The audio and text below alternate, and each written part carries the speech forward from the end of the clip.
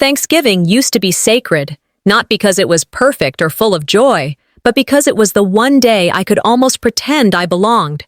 I'd still show up early to help, still bring the same cranberry dish no one touched, still sit at the end of the table like a quiet fixture in the room. It wasn't gratitude they served, it was tradition, and I played my part. So when I checked the mailbox that afternoon and didn't find the usual cream-colored envelope with the gold-embossed "You're invited" from Malvina, I told myself it was just late. The mail ran slow. Maybe the printer ran out of ink. Maybe something. Still, my hands stayed in the mailbox longer than necessary. I texted Alara, not to ask, of course, just to see how prep was going. Her reply came quickly. "Didn't you get the group update?" That was it. No follow-up, no explanation, just silence.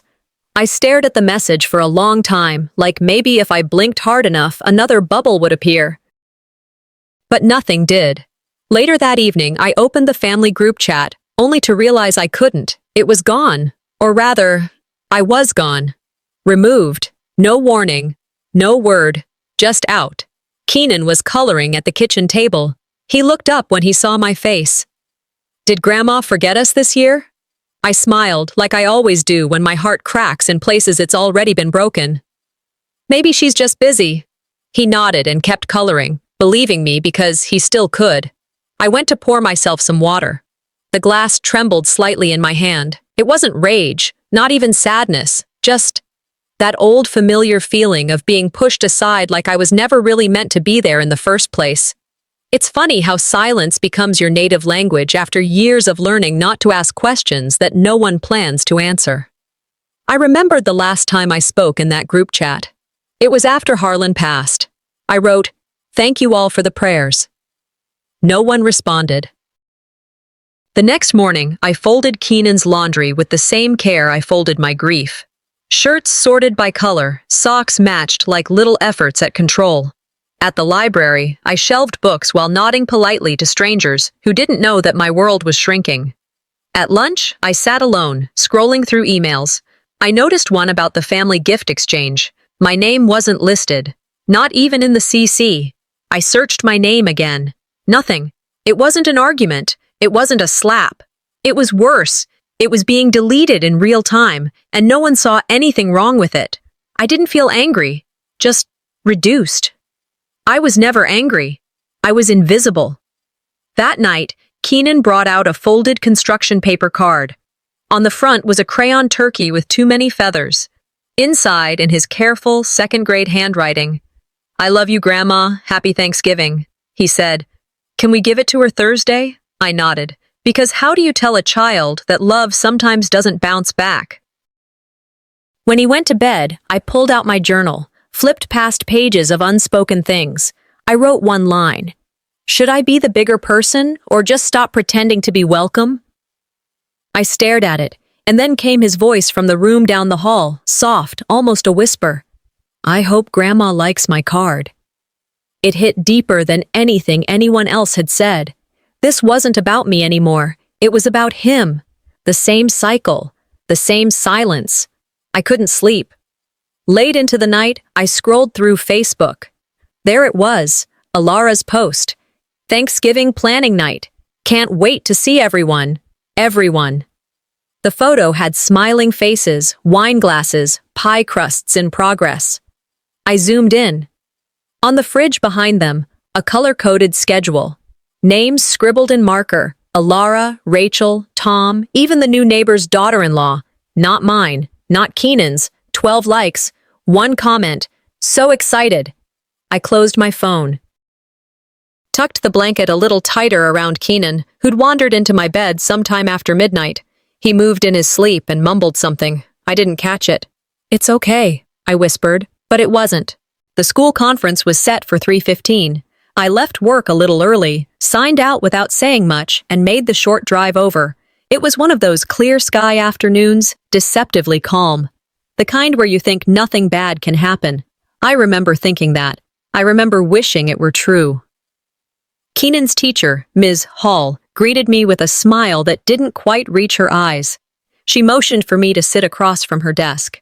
Her hands folded over a notepad, pen still tucked neatly along the spiral. She cleared her throat, glanced briefly at the door, then back to me. Keenan is doing well, academically, socially. He's respectful, bright. I nodded. Then came the pause. That uncomfortable shift when praise gives way to a subject neither of us wanted to be first to touch. But he's shared a few things recently, personal things. My stomach tightened. Things about your family, about his grandmother. I wanted to check in, to make sure everything at home is, well. I stayed still. What did he say? She looked down for a second, then carefully back up. He mentioned something about a document you were made to sign after his grandfather passed. I didn't breathe. I just sat there. She waited, like maybe I'd jump in with context or a denial or something. Anything. But I had nothing ready. I'd buried that chapter so deep I forgot how fast a child's mouth could unearth it. After I left the building, I didn't drive home right away. I parked under a sycamore tree near the back of the lot and just sat. The memory of that day came rushing back, sitting in Malvina's kitchen, hands trembling as I signed papers I didn't fully understand. The silence that followed, the shift in power that never reversed. Back home, after dinner and dishes and pretending nothing had changed, I sat on Keenan's bed while he colored. I asked him, "Hey, what did you talk to your teacher about today?" He didn't even look up. I told her Grandma made you give her everything after Grandpa died. Remember the paper? I forced a smile, nodding slowly. He looked up then. Was that bad? No, baby, I said softly. It wasn't bad. It was just something we don't usually talk about. He nodded once, then went back to coloring. But I didn't. The storm in my mind had started to swell, and it didn't let up. 2 days later, I picked him up from school like usual. The car line moved slow. Everyone in town took their time, always with something to say or show off. A woman I barely knew from the PTA walked past my car window and smiled that tight-lipped kind of smile people give when they're about to say something they think is clever. So, you're the complicated family, huh? She didn't wait for a response, just kept walking. I rolled the window up, heart sinking. At home, I checked the local Facebook group, one of those closed neighborhood circles filled with bake sale flyers and lost pet notices. Someone had posted a short clip from a PTA planning meeting. I clicked. There was Ms. Hall's voice, clear as day. Let's just be mindful of the Ridgeway kid, family situations, layered. The word echoed louder than it had any right to. No one had tagged me, but I was still in the group. The likes and comments had already started to pile up. That night at the grocery store, I felt the stares, the subtle shifts, the way 2 moms from Keenan's class stopped mid-conversation when I walked down the aisle. At the library where I worked, a coworker passed me in the hallway, smiling too wide, too fast, then disappeared into the back room without a word. It's not that I was ashamed of what happened back then. It's that I never expected to have it resurfaced by the one person I thought I was protecting from it. I wasn't angry at Keenan. I was angry at how quickly people picked up stones when you're already on your knees. The town was too small for secrets, and too self-righteous to hold them with grace. That night, Keenan brought home another card. Another crayon creation meant for Grandma Malvina. This one had a folded turkey and tiny handprints. He held it up proudly. Think she'll like it?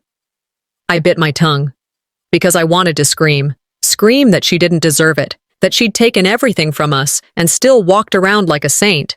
But instead, I said, I think she'll appreciate the thought. He smiled. I tucked him in like always, read the same story, turned off the light. But long after his breathing slowed and the room grew still, I stood at the window, watching nothing. The truth never stays buried, I whispered, even when it was meant to die. It started with a photo, just another post from Alara, tucked between a pie recipe and someone asking about a lost dog in the community group. I almost scrolled past it, but then I saw the caption. Family means everything. Last weekend was special. I clicked it open, A professionally framed family portrait taken in Malvina's backyard, under the same maple tree where Harlan and I used to sit with coffee. Everyone was there. Alara, Tom, the cousins, even Malvina with her signature scarf and tight smile. Except me, except Keenan. Our faces were never part of the frame. No tags, no mention. It was like we didn't exist in their version of the story. One of the comments caught my eye. "This will look great next to the Thanksgiving portraits." 12 likes, some heart emojis, a few beautiful family compliments. I didn't respond. I didn't scroll further. I just stared, remembering the last time I saw a photo of myself on that wall in Malvina's hallway. It was the year before Harlan passed. He had insisted on including me in the family Christmas card, even though no one else had asked. That photo disappeared a few months after his funeral. I had assumed it cracked or got lost in the shuffle. Turns out, it was replaced. 2 days later, I offered to pick up Alara's daughter, Hannah, from piano class. She climbed into the passenger seat with her usual energy and a handful of half-eaten crackers. We chatted about school, pets, and a Thanksgiving play she was in. Then, in passing, she said something that stopped my breath mid-sentence. Grandma cleaned the shelves. She put all the old pictures in the attic. Said only the good ones should be out now. She didn't mean harm. She didn't know what she'd just done. I smiled, nodded, and turned the volume up on the radio. That evening, after Keenan went to bed, I pulled out the old album from the back of the hallway cabinet, the one I hadn't opened in years. Inside was the last picture I had with Harlan before he got sick. We were standing in front of the church, Keenan on his shoulders, all of us laughing. The photo had faded. The edges curled. The ink on the back was smudged, but I could still read it. Thanksgiving, 2013. We made it. The next day, I texted Alara. "Hey, I think I left my white casserole dish at Malvina's last year. Mind if I swing by and grab it?" She replied almost immediately. "Sure, I'm here now. Come anytime." I drove over in silence. It was mid-afternoon. Light filtered through the curtains, like it had no idea what it was landing on. Alara opened the door with her usual strained warmth. Come in, it's in the kitchen somewhere." I thanked her, stepped in, and let my eyes adjust. The wall of family photos in the living room had changed. No longer a collage of generations, it was now a curated display. Framed quotes, flower prints, tasteful candles, not a single image of me, or Keenan, or Harlan. While waiting, I opened a cabinet near the hallway. A dusty frame sat there, face down behind a row of holiday mugs. It was the photo from the church, ours, covered in fingerprints. Alara walked past me, pausing just long enough to notice what I held. She didn't say anything. She didn't have to. Back home, I set the picture next to Keenan's drawing of a turkey in a pilgrim hat. The frame looked out of place, like a stranger in its own home. I stood back and stared at it. "They didn't just forget me," I said out loud to the empty room. "They replaced me." I thought back to our wedding photo. After the divorce, I found it flipped backward on Malvina's shelf. She said, "It didn't feel right having it up anymore." And now? It was a pattern.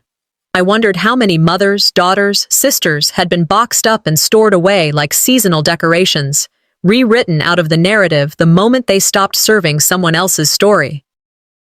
You don't have to scream to be erased, I thought. You just have to not be useful. That night, Keenan sat cross-legged on the floor, sorting through his school project folder.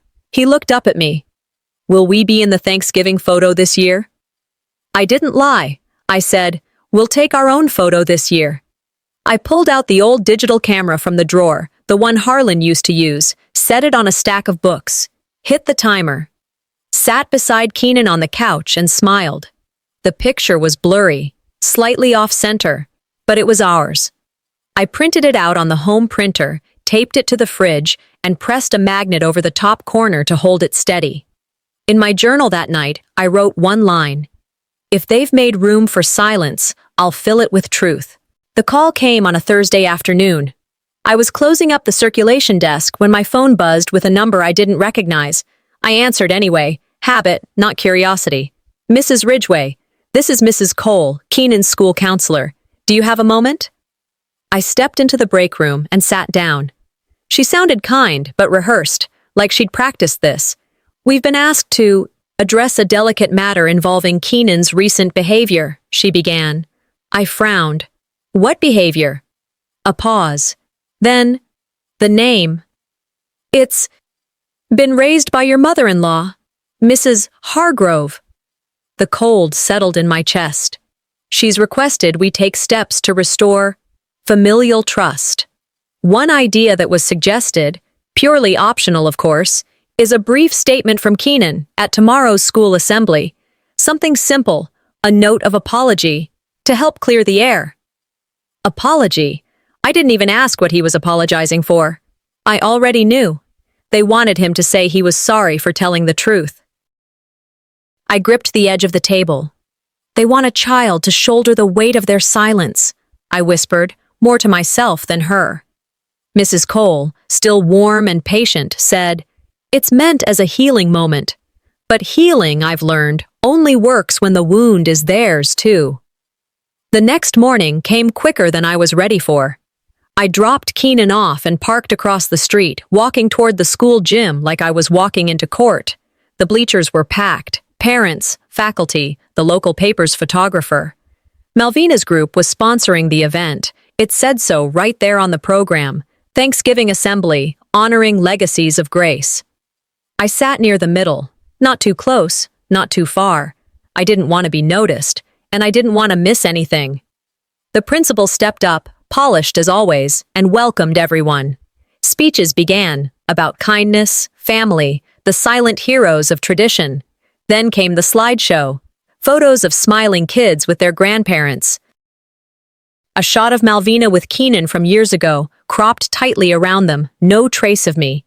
And then I heard it. Keenan Ridgway, would you please come to the stage? I stood. So did a few other parents. But Keenan was already up, looking a little confused, but smiling, still too young to know what was coming. The counselor met him halfway, whispered something, and handed him a folded index card. I started moving down the steps, not running, but fast enough to catch the moment before it slipped. Keenan opened the card, stared at the words. The microphone hummed as he stepped forward. I'm sorry for saying things that hurt my family. He stopped, looked up, found me in the crowd. I didn't nod, didn't shake my head. I just watched him, my hands balled at my sides. He stared at the card again, then gently folded it and tucked it in his pocket. Then he leaned into the mic. I'm sorry Grandma felt bad, but I didn't lie. The silence was instant. The air went still. The principal clapped, one awkward beat, like he wasn't sure if it was over or just beginning. Others joined in, hesitant. Malvina sat in the front row. Her lips pressed into a smile that didn't touch her eyes. Her cheeks flushed, but her hands stayed folded in her lap. Controlled, calculated. I sat back down and whispered to no one, That's my son. After the assembly, I waited by the car. Keenan came out, chatting with a friend about lunch like nothing happened. I smiled at him, buckled his seatbelt, and drove toward the exit. That's when the security guard waved me forward, then leaned toward the window. Guess you stirred the pot, huh? I gave a small nod, said nothing, but inside, something simmered, stirred the pot. Like truth was a recipe better left unseasoned. I thought about every time I'd stayed quiet, for peace, for order, for family. Swallowed words, reshaped myself to fit their comfort, but this time, they'd come for my child. And he didn't back down. That night, back home, Keenan curled up on the couch with his sketchbook. He looked up, blinking. Did I do bad? I crouched next to him, took his hand. No, baby, I said. You did brave. After he went to bed, I climbed into the attic and rummaged through the storage boxes until I found it. A sealed envelope, yellowed at the edges, untouched for years. Harlan's will. The original. The one Malvina had made me sign again, under pressure, under pretense, under silence. I brought it downstairs, placed it on the table, and stared at it. If they want to play this out in public, I said out loud, let's see how they handle truth with witnesses. I sat with it a while, then opened my journal and wrote just one line. The silence ends now. Thanksgiving week was already heavy, but that morning added a new kind of weight. Keenan and I had spent the night before carefully folding his hand-drawn turkey into a frame, bright with color, full of love. It was meant for Malvina. He added stickers, little hearts, and signed it in red marker. To Grandma, from Keenan. He beamed when he handed it to me, proud of his work. A few days later, I opened Facebook during my break at the library, and there she was, Malvina, holding that very same frame. Except this time the caption read, "From Alara's kids, always so thoughtful." I stared at the screen, zoomed in. Keenan's signature was gone, literally wiped away, replaced with a name tag taped over the bottom corner. I didn't comment, I didn't save the photo, I just stared and stared until the screen dimmed. They weren't just rewriting credit. They were rewriting the story, reassigning value, repositioning memory. Later that week, the school sent a letter home. Keenan had been selected for the Kindness and Courage Award at the upcoming assembly. I helped him pick out a nice shirt, clean jeans. I planned to get there early, find a good seat, maybe even take a video to send Harlan's brother, who always asked about Keenan. When we walked into the auditorium, I saw the banner strung across the stage. Celebrating Character, sponsored by the Hargrove Family Trust. The principal was all smiles. Alara was already seated in the front row, next to Malvina. I took a spot in the back, phone ready. When Keenan's name was called, I stood slightly to get a better view. Then I heard it. Joining Keenan on stage to accept this award is his aunt, Alara Gaskell, representing the family. My feet didn't move, but my chest dropped. Alara rose gracefully, walked up like it was always meant to be her. She stood beside Keenan, smiled for the camera, accepted the award envelope with her name printed across the top. I didn't blink. I just kept my phone steady, recording the moment I was edited out of. Afterward, the principal thanked the family for their continued support in shaping great students. No glance in my direction, no name. At home, I didn't cry. I unplugged the landline, turned off Facebook, ignored the buzz of unread messages. I cleaned the counters, the already washed dishes, the perfectly folded laundry, scrubbed baseboards no one would ever notice. And still, I could hear Harlan's voice. People can only step on you if you lie down first. I grabbed a post-it note, wrote the quote down, stuck it to the fridge, didn't cry. But something burned behind my ribs, like heat collecting in places grief had already hollowed out. Later that evening, I looked through Keenan's baby photos to pick one for the family scrapbook the school asked for. But the framed photo I always kept in the living room drawer was gone. I checked the other drawers. Then I remembered, after Harlan's obituary was published, Malvina had handed me a clipping. "Don't worry," she said. "We used Alara's name for simplicity." It had read, "Survived by his loving daughter-in-law, Alara." No correction, no update, no apology. Now it was happening again. But this time, they weren't erasing me. They were absorbing Keenan, folding him into a narrative where I never existed. You're not just invisible when you're missing. You're erased when you're replaced. That night, Keenan crawled into bed beside me. He looked up, eyes soft. "Mom, we're still family, right?" I kissed his forehead. "You're mine. Always." After he fell asleep, I went to my desk and pulled out a worn envelope, Harlan's original will. I hadn't looked at it in years, but now, I needed to see dates, signatures. I needed confirmation. I opened my laptop, started typing a message to the family attorney. "Hi, I need to confirm the last changes made to Harlan's estate documents. Original was dated October 2014. Can we talk?" I didn't hesitate before hitting send. Then I opened my journal, wrote one sentence. "If they insist on rewriting history, I'll bring the receipts." The invitation didn't come by email. Alara called. "Said it like a favor. I know it's short notice, but we could really use your help setting up tomorrow. You've always had an eye for how to make things look beautiful." I paused. For a second, I almost asked if Malvina knew I was being invited, or if I was being assigned, but I didn't. I said I'd come. Maybe, just maybe, this was the olive branch. Or if not for me, for Keenan. Midday sun was cutting sharp across the windows when I arrived. The house was already buzzing. Laughter from the kitchen, the scent of cloves and cinnamon in the air. Alara opened the door wearing heels and lip gloss, holding a clipboard like she was stage managing a play. "Perfect timing," she chirped. "Here," she handed me an apron. "You always know how to make everything look perfect." No name tag, no welcome drink, just a folded apron. I slipped it on, didn't say a word. Inside, I laid out silverware, aligned the folded napkins, adjusted plates to match the spacing. I'd done this before, just never like this.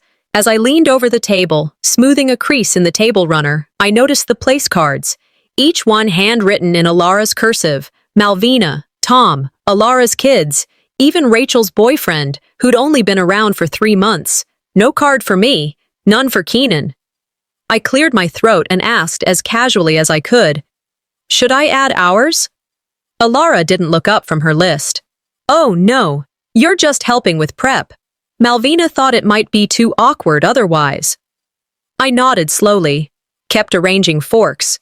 Invisible labor, silent hands, not a guest, not family. A cousin walked in and glanced my way. "You catering this year?" I smiled, just enough to hide the sting. My grip on the butter knives tightened. That night, the memory came back out of nowhere. Harlan's last Thanksgiving. He'd pulled me to the center of the room with his quiet authority, handed me the carving knife.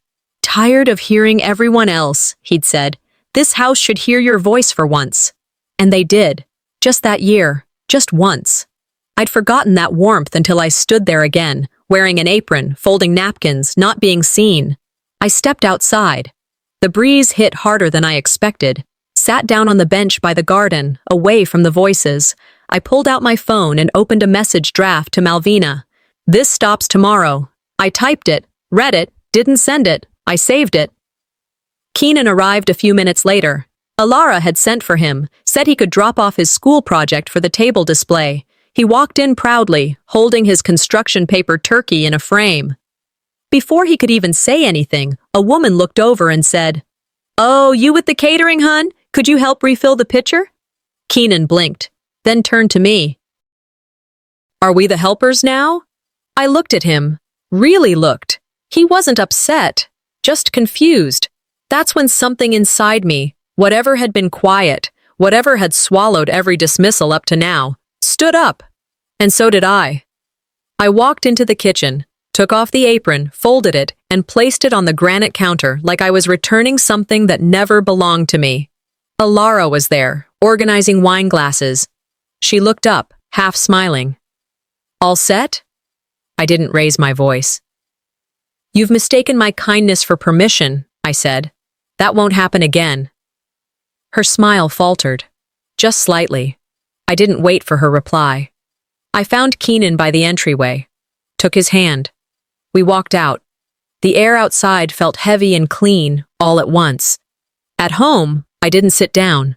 I went straight to the printer, pulled up the scanned copy of Harlan's original will, the one with his handwriting, his signature, the one Malvina had forced me to overwrite after the funeral.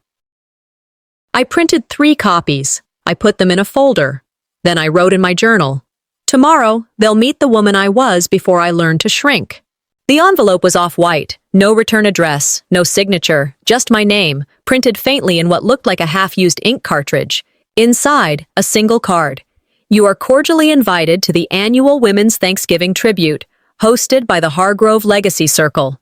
No time listed, no location, just a logo, and the phrase, "An afternoon of gratitude and grace." It felt more like a formality than a gesture, like someone had printed 50 and decided to send me one at the last second to avoid legal guilt or moral backlash. Still, I went. Maybe I shouldn't have, but I did. The event was held at the community center. White tablecloths, paper centerpieces shaped like turkeys, and every woman in town who ever wore church heels on a weekday.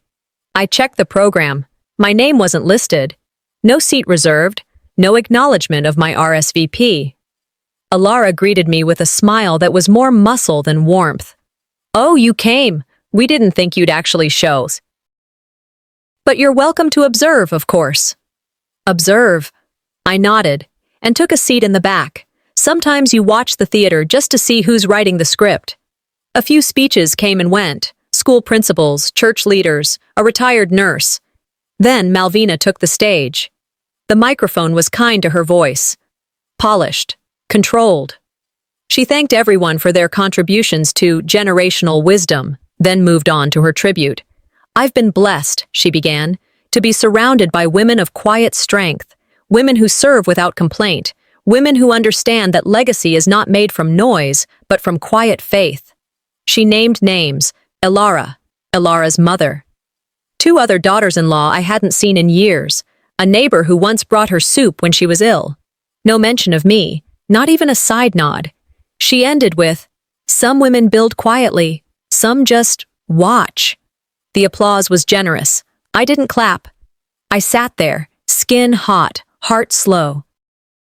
Cheeks burning in that way that says, don't cry now. You're in public. A woman 2 rows ahead turned, glanced, and looked away just as quickly. Another whispered something to her friend. They both nodded. Afterward, I walked to the restroom, not to cry, just to breathe. The water was cold. I washed my hands slowly, let the silence settle. From behind a stall, voices, casual, careless. She just shows up for pity, always has. Another voice. Some people wear victimhood like a necklace. My hands stopped moving. They stepped out of the stall seconds later, saw me standing there. We locked eyes. They froze. One of them opened her mouth, then shut it again. I smiled politely and walked right past them. But inside, something cracked. Not shattered, just cracked enough to let something new in. When I got home, I didn't hang up my coat. Didn't even take off my shoes. I walked to the fireplace, threw the invitation into the flames. Then I pulled out the folder I'd been keeping, Harlan's will, the letters he wrote before he passed, documents Malvina thought I'd lost. I laid them on the table, page by page. The stack wasn't tall, but it was heavy with truth. I opened Keenan's video file, the one I hadn't shared. Not yet. Watched him speak again, in that clear, unfiltered voice. I just said the truth. He didn't say it to hurt anyone. He said it because no one else would. I wasn't trying to win anymore. I was done performing. I was done defending myself against people who'd already made up their minds. I wasn't fighting to be welcomed back. I was fighting to not disappear. I sent one email to the family group, still blocked, but I knew someone would see it through their shared iCloud logins. Please make sure there's room at the table. I'll be bringing something you forgot you had. No reply. But I saw the read receipt. That night, I packed the will, the video file. A copy of the very first Thanksgiving invitation I ever got, from Harlan himself. He'd handwrote my name, misspelled it, but it meant something. I folded it gently, placed it on top. Then I opened my journal. Wrote one sentence. I was never too small. They just built tables too narrow. The driveway was full when we pulled in. Keenan adjusted his collar in the back seat while I sat for a few more seconds with the car running. I wasn't nervous. I wasn't afraid. But my hands were steady in a way that told me something final was coming. We walked up the steps together. Not fast, not slow. Keenan carried the small wrapped box in both hands like it was something sacred. I had my purse. Inside, a USB, a printed will, and a truth that had waited long enough. Ilara opened the door. Her eyes flicked to the package in Keenan's hands, then back to me. Right on time, she said, with a smile that looked more like obligation than welcome. Inside, the air was warm. Too warm. Perfume, cinnamon, and performance. Malvina turned when she saw us. Didn't expect you to join after everything, she said, a sugar knife buried in velvet. I nodded once. You invited everyone, didn't you? Our name cards were at the far end of the table, written in pencil. Everyone else's were inked, personalized, decorated. We sat. Dinner started like all their dinners did, polished, timed, punctuated by toasts and stories from people who loved hearing their own voices. I cut my turkey, helped Keenan with his mashed potatoes, and waited. Midway through the meal, Malvina rose from her seat, tapped her glass twice. "I wanted to add something special this year," she began. "A tribute to gratitude, unity, and what it means to be family." She motioned to Alara, who unveiled a poster board full of photos, smiling faces, pumpkin carving, 4th of July cookouts. None of me, none of Keenan. Then the lights dimmed. A video began to play, clips stitched together from family members thanking Malvina, singing her praises, sharing how much she'd meant to them. And then came Keenan's face. I sat up. It was the video he'd made for school weeks ago. Except, the words weren't right. They'd been cut, rearranged. He said, "I'm sorry, Grandma. I didn't mean to hurt you. I want to make things right." Gasps, soft claps. One cousin whispered, "That was brave." Malvina smiled. "Wasn't that brave?" she said to the room. Keenan turned toward me, his eyes wide, confused. He tugged on my sleeve. "That's not what I gave them," he whispered. I stood, calm, quiet, unapologetic. I reached into my bag, pulled out the USB and the envelope, walked to the laptop still connected to the projector. Alara stepped toward me, but I didn't stop. I clicked. The screen shifted. Keenan appeared again. Same shirt, same background. But this time, no cuts, no edits. I said the truth. I didn't lie about Grandma. And I'm not sorry. Silence. No one clapped. Malvina's face didn't move, but her eyes did. Hard, cold, calculating.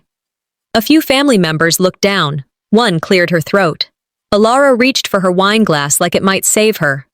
I let it hang there, just long enough. Then I opened the small box Keenan had carried in. Inside was a photo of Harlan, printed and framed, with a note in Keenan's handwriting. "For the one who always told the truth, even when it hurt." Signed, from Laverne and Keenan. I walked over and placed it in the center of the table, right in front of Malvina's untouched cranberry sauce. No one spoke. Alara looked like she was about to, but didn't. Malvina stood slowly, excused herself without a word. I returned to my seat, finished my drink, helped Keenan with his coat. As we walked to the door, a cousin stood. "We should talk later," she said quietly. I nodded. Outside, the air was cool, clear. Keenan took my hand. "I'm proud of you, Mom." Back home, I lit a candle on the kitchen table, set our own framed photo, duplicate of the one I'd left behind, next to it. No applause, no audience, just quiet. In my journal, I wrote, "Sometimes you don't need a fight. You just need a mirror." The house was quiet when I opened my eyes. Not the kind of silence that feels cold, but clean, settled. Like the dust had finally landed, and I could see where everything stood. I got up slow, no rush, walked to the kitchen and past the fridge. There it was, framed photo of Harlan and Keenan, right where I'd placed it. No one had touched it. No one would. No texts. No missed calls. No backpedaling messages from Alara. Nothing. And for once, the nothing didn't feel like exile. It felt like air, like finally being allowed to breathe my own space. I made coffee, took it black, sat at the table and looked out the window. The street was still. Even the neighbors' porch lights were off. Then came the knock. Light. Barely a sound. I opened the door and saw Hannah, Alara's daughter, standing there in her puffy jacket, cheeks red from the cold. She held out a folded paper, hesitant. "Grandma said to give you this," she said. Then quieter. "I wrote something too." I took both papers and invited her inside. She shook her head. "Mom doesn't know I'm here." I nodded. She turned to go, but paused. "You were always my favorite aunt." I held the door until she disappeared down the sidewalk. At the table, I opened her note first, crayon handwriting, blue and crooked. "You were always my favorite aunt. I hope you're not mad." I folded it once, tucked it into my journal without a word. The second paper was older, thin, folded with more care. My name written on the top corner, not addressed, just acknowledged. It wasn't sealed, no envelope, no stamp, Dated 2 weeks ago, Malvina's handwriting. I've always been harshest to those I feared the most, because I knew you were stronger. Maybe I erased you because I was afraid of being seen. No signature. I read it twice, slowly. Then I stood up, walked to the sink, lit a match and held the paper over the flame. It curled, blackened, fell into the basin in silence. Some things don't need to be mailed to be received. I spent the next few hours pulling photo albums off the top shelf. Ones I hadn't opened in years. Most were in order, some weren't. I began sorting, pulling old photos out of sleeves, relabeling them, adding captions in my handwriting, reclaiming the corners they'd tried to erase. This happened. I was there. I mattered. Keenan wandered in, curious, sat beside me, pointing to photos. "Who's that?" "That's me. That's you. That's Grandpa making fun of my mashed potatoes." We laughed. He turned serious. "Will they ever ask us to come back?" I smiled. "That's not the point anymore. We're not waiting for a seat. We built our own table." Later that night, I wrote one final entry in my journal. I didn't get an apology. I got clarity.